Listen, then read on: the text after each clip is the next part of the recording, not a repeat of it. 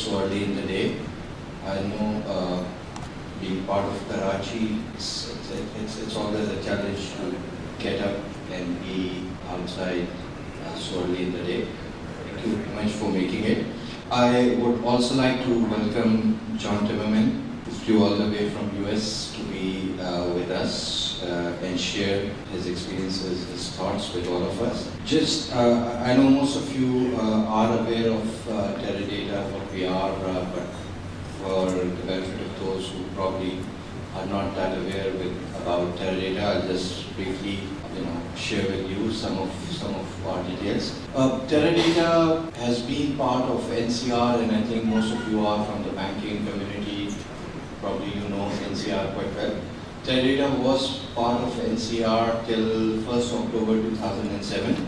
And as a division of NCR, Teradata was focused on customer relationship management, business intelligence, enterprise data warehousing. And in 2007, we divested from NCR as an independent company listed on the New York Stock Exchange.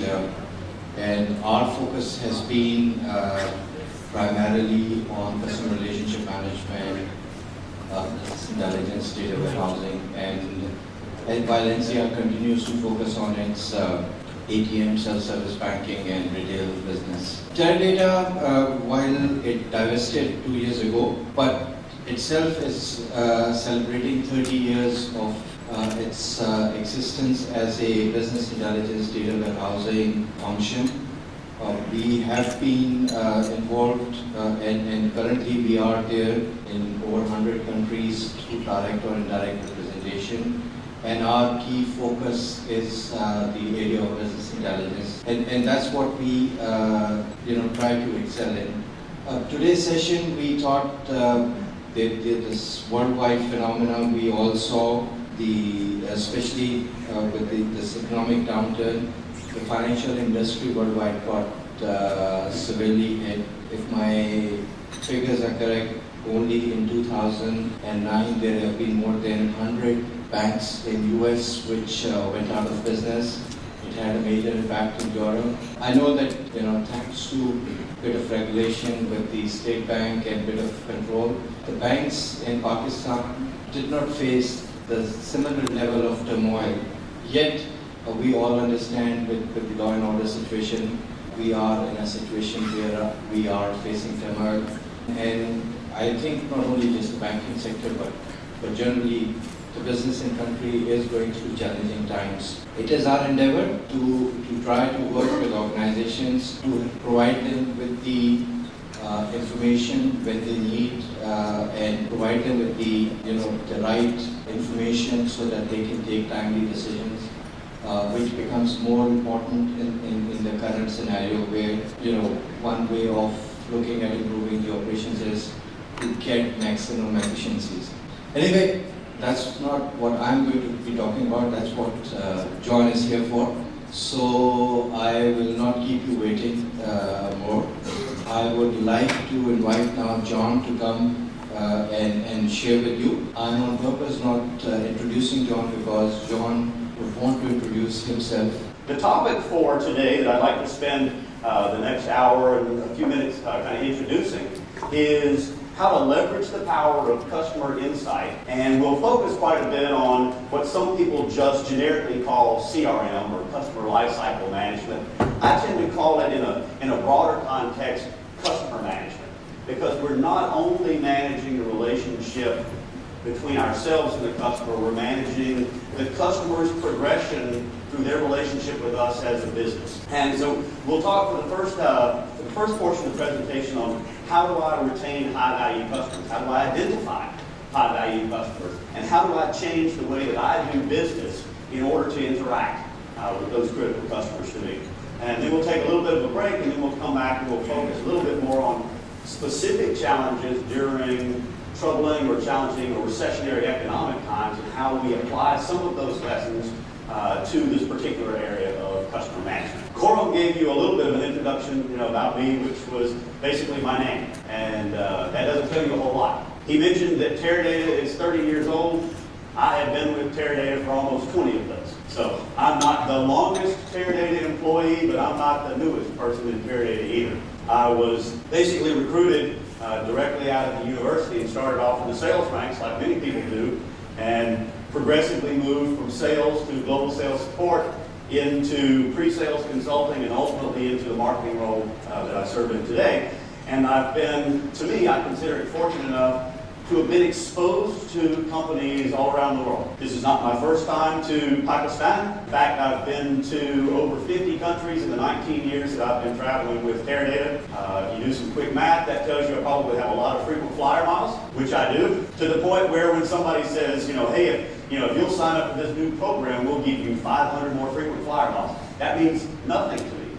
And that's an important differentiator that, for me, I've traveled so much that incentive is no longer an incentive. And I think in the financial services community, depending on the relationship that you have with your customer, what may be an incentive for one customer is not an incentive at all for other customers. And it's your job as marketers, as customer advocates, to determine what is the thing that resonates with my customer, because every customer is going to be different. The first question is, how do you identify a high-value customer? My question back to you would be, is that what you're asking? Do you want a high-value customer, or are you only after high-net-worth customer? One of the large financial institutions that I deal with in the United States, from a personal perspective, has a corporate strategy to focus on high net worth. There's another financial institution that I deal with and have dealt with probably in more of an expanded role, which is focusing on high value. The first has their own premier banking organization, and they're trying to grow their install base of customers that have more than $200,000 in assets under management with that bank. And they're only going to try to acquire a customer that fits that category. Now, it just so happens, so if you look at this drawing, they're trying to go after the gentleman there in the back. But you see, looking at the picture, there's a lot of similarities. Granted, it's a little Photoshop work that's been done here, but there's basically the same face in all of these different characters. The bank that's only focusing on high net worth individuals really only wants the guy in the back with the suit and the tie. Those that have a perspective of, I want a high value customer, are able to find value and able to align their services to all of those people in the picture. And maybe over time they're migrating them from one profile to another, but they've found a way to align their business to the value that the customer is generating and not turning people away. So the example that I'll give you is, again, a very personal one. When 19 and a half years ago, whenever I started with Teradata, Teradata was not my first job. I had done several things prior to that. I had worked in retail.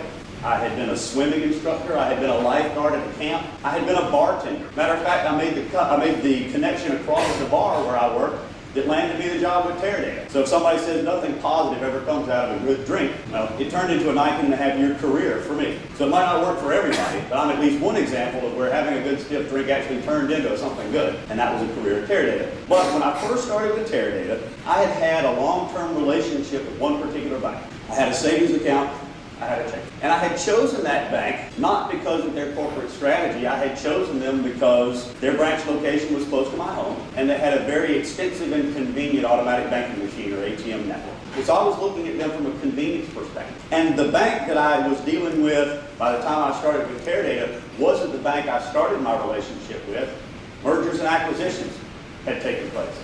And so I started with a very small bank, and they merged with another bank, and they merged with another bank, and they were ultimately acquired by the fourth bank. It was the fourth bank that had the strategy of, we want high net worth individuals. And Teradata said, we can do direct deposit, and I can deposit your salary into one, and I can deposit all of your expenses into another, and that way I didn't have to worry about keeping track in my own head as far as, if I had a $2,000 credit card bill that was coming due, I needed to make sure I had that money set aside. I knew that everything that I had charged from an expense perspective was going into a separate account. So it was easy for me. Now, that started my journey with this one particular bank, and they said, we will give you a separate account, but in order to give you a separate checking account, you have to have a minimum balance of $1,000 in that account. It wasn't an interest-bearing checking account, it was just a checking account. I already had one, and that had to have a minimum balance of $1,000. So I inquired, I said, so you're telling me that in order to get a second account that's exactly the same as the one I have with you now, I just want another one of those, I had to add another $1,000 to put in a separate account. They said, that's correct. I said, I don't want to do that.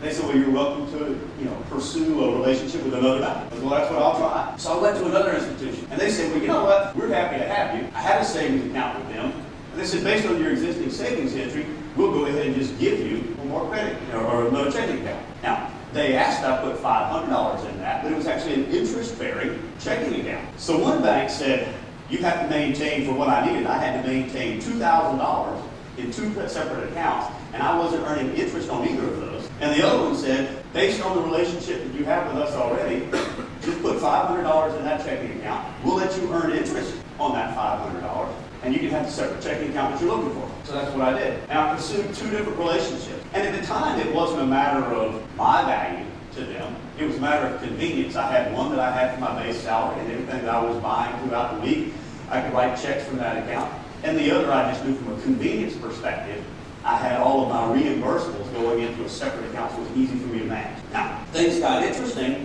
when Teradata moved to another point and said, we'll allow you now 3 different accounts that you can do direct deposit for. Well, when I first started with Teradata, as I mentioned, I was basically fresh out of university and had been a bartender. I was not a high net worth individual. I'm still not a high net worth individual, but I'm a higher net worth individual now than I was 19 and a half years ago. Now, so my first relationship was checking and checking only with 2 different places. Now I had an expanded role. Now, what I wanted to do was, as I started to, I got married. That was a significant change. I moved out of my parents' home.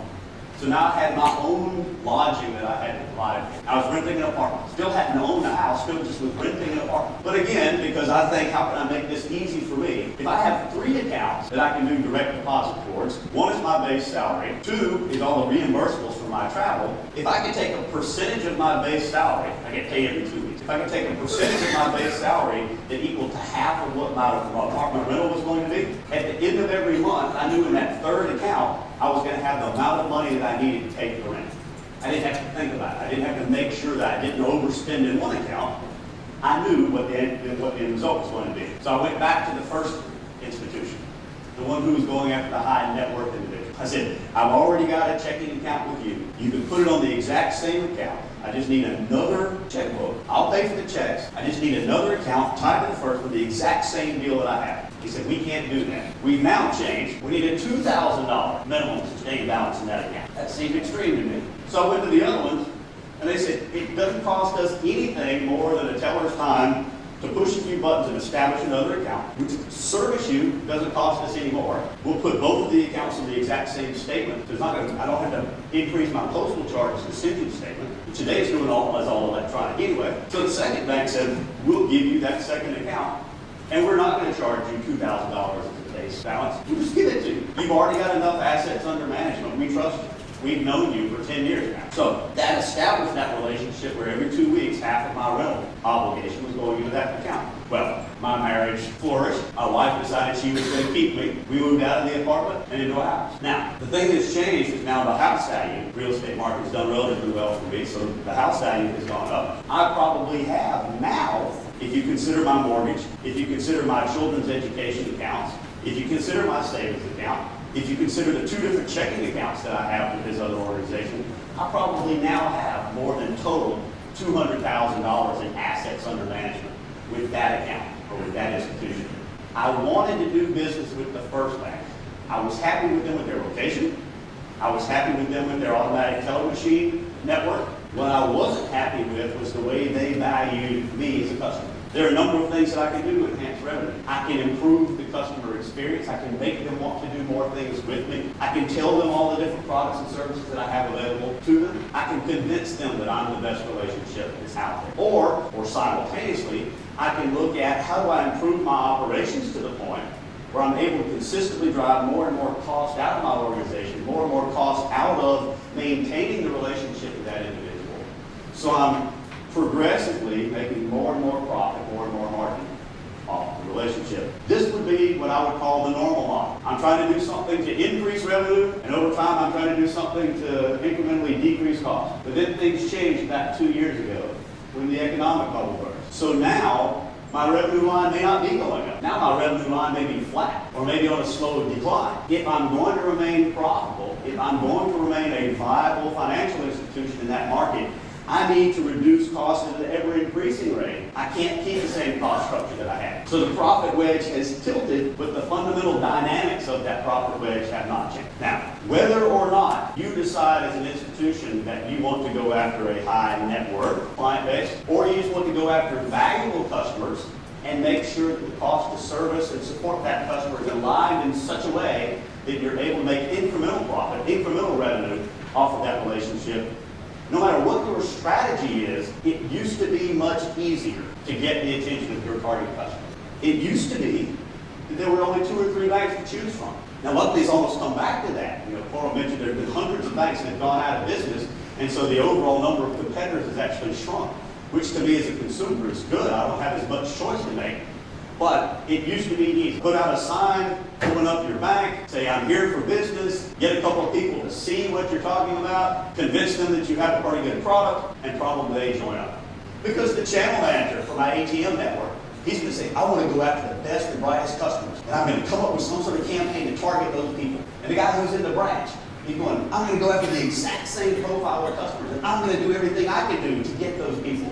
And everybody's converging on the exact same customer set with all this messaging.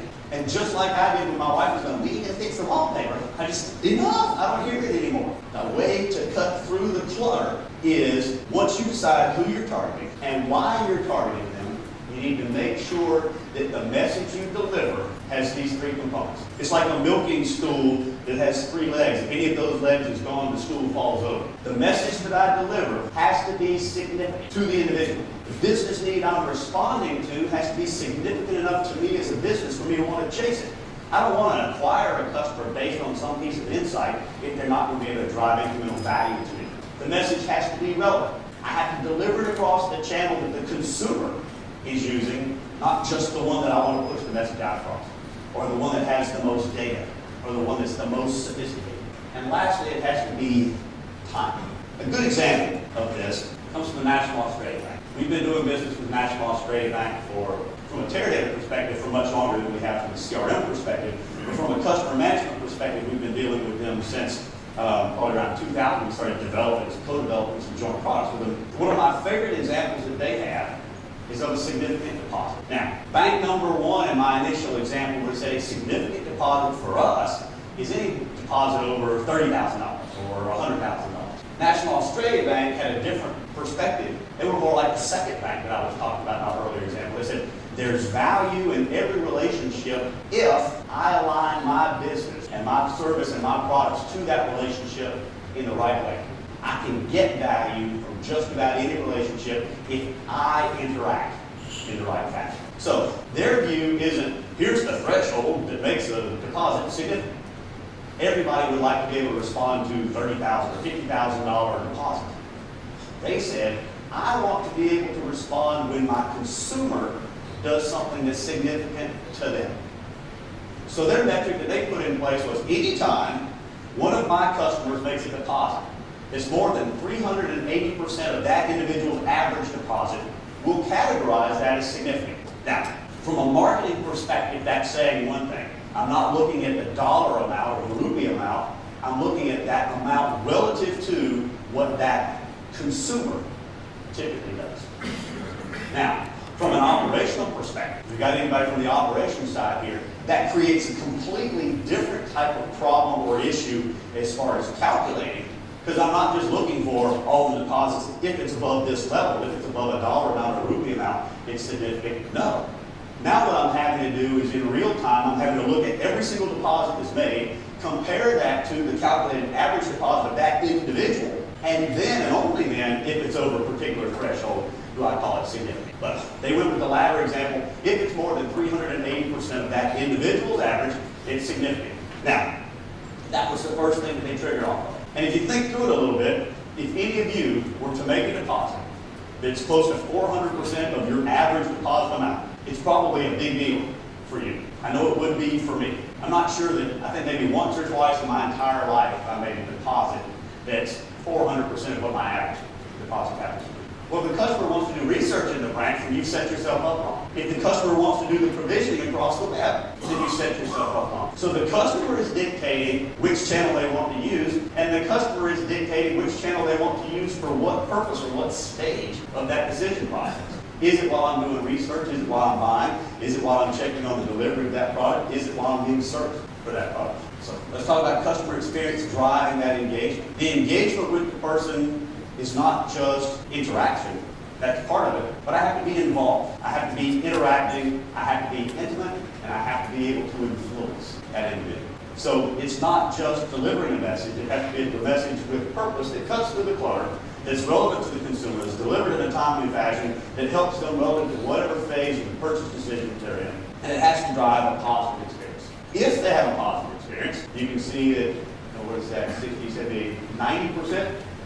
87% are either going to purchase a new product or increase the value of the product they're purchasing. In fact, a small percentage will do nothing. Now, if you have a really good experience with something, you'll tell, 2, maybe 3 people about it. If you have a negative experience, 1, it's going to change your behavior. Maybe I buy a different product at another bank. In my first example, the people told me, you are not high net worth. We don't want your business unless you pay too much for it. So what did I do? I went to a competing financial institution who saw me in a different light.